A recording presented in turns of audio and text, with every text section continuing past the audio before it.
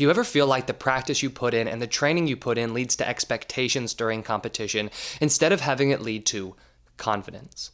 This is an idea that comes up a lot when I'm working with athletes, where they put in a lot of practice, and that practice leads them to feel more expectations going into a game or a competition, instead of having it lead to confidence and trust for themselves.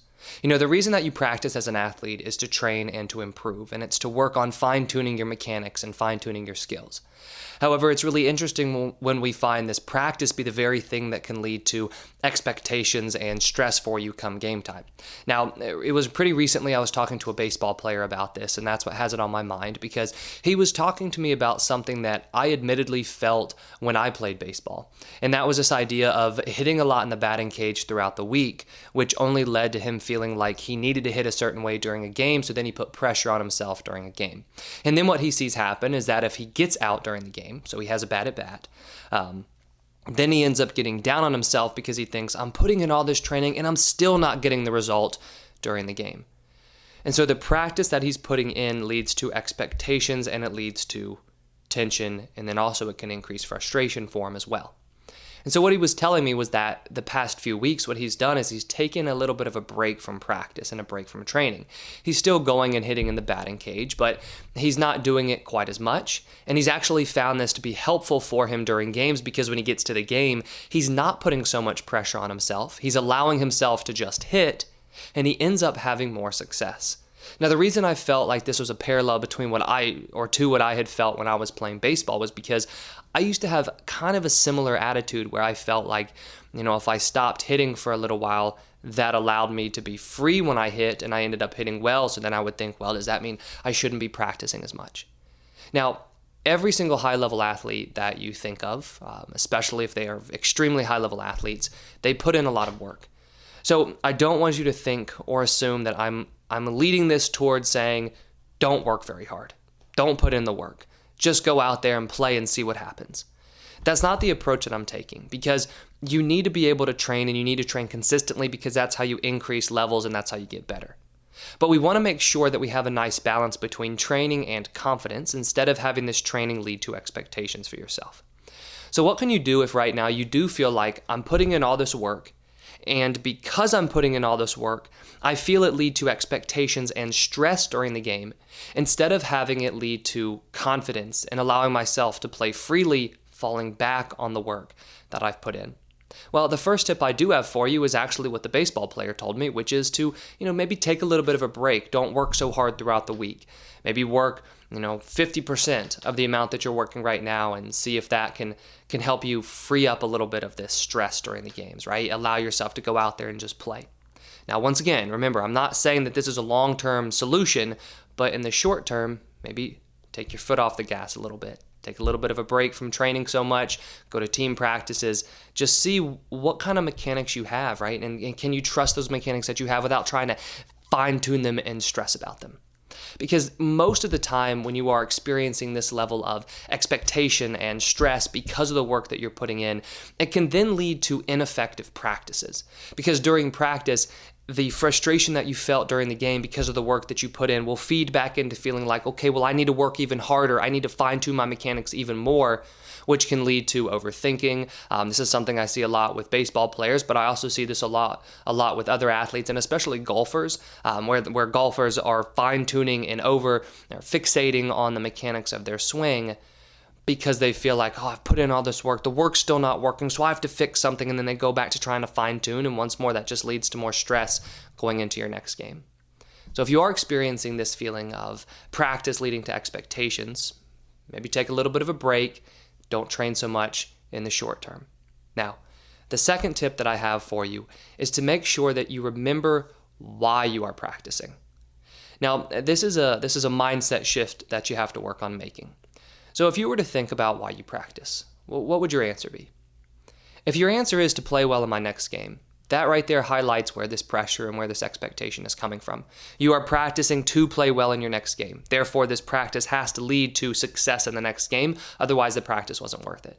Now, I know that your next game you want to succeed in, and every single next game you play in, the goal ultimately is to do your best. But we have to make sure that you are taking a different approach to practice, especially if you are experiencing a high level of expectations right now that are negatively affecting your play. And the way that you can do this, or the shift that you can make, is to make sure you remind yourself that I am practicing to improve long-term as a player. Even if my next game is not 100% perfect and I don't succeed my next game, long-term I want to be making progress. And an athlete that comes to mind as an example for this is a tennis player that I've worked with. He's a younger tennis player, and when he and I began working together, he was very fixated on winning. He was fixated on winning so much that he was having ineffective practices because he was stressing so much, and then when he did get into a competition or a tournament, he wasn't doing very well because of the pressure he was putting on himself, because he was so focused on winning. What we worked on was letting go of this desire to win in the short term, because he's 13, and so he has a long way to go when it comes to improving as a tennis player and reaching his ultimate goal. And so I said, take a step back and don't stress so much about winning today.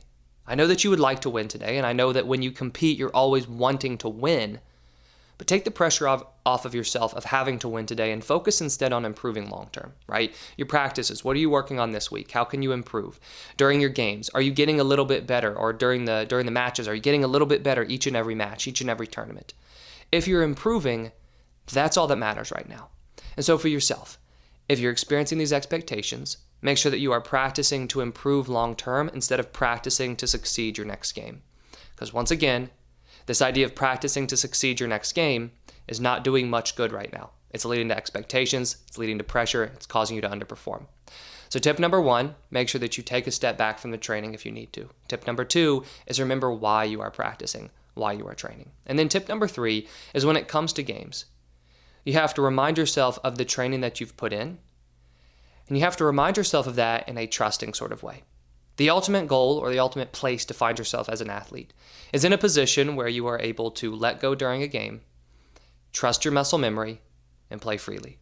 Now, the only way to trust your muscle memory is by putting in work. This is why you see high-level athletes putting in so much training, putting in so many hours, fine-tuning their mechanics and working on their skills. It's a necessity for you to be a high-level player.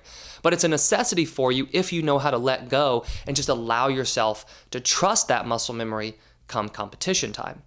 So when it comes to a game, remind yourself, I've put in all this work. It's time to now let go and trust that work.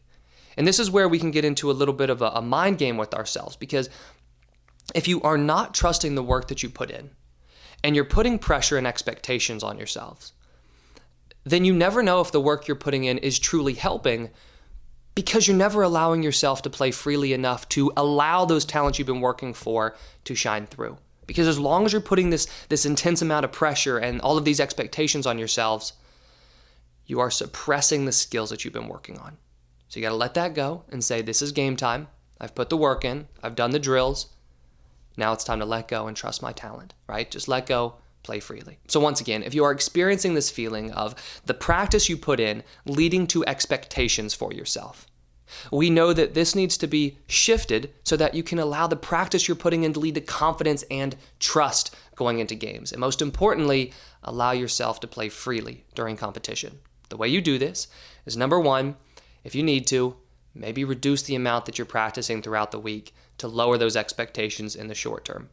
Number 2 is you want to make sure you remember why you are practicing. Practice for long-term improvement instead of success in your next game. And then number 3, when you do come to your next game or your next competition, remind yourself of the work you've put in as a way to build confidence, and then let go and trust.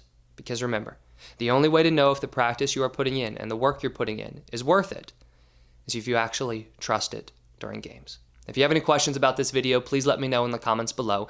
And if you would like me to cover any other sports psychology topic, please let me know in the comments below as well. I hope you enjoyed this video, and if you did, please hit that like button and subscribe if you haven't already. I put out new videos each week on sports psychology and mental training.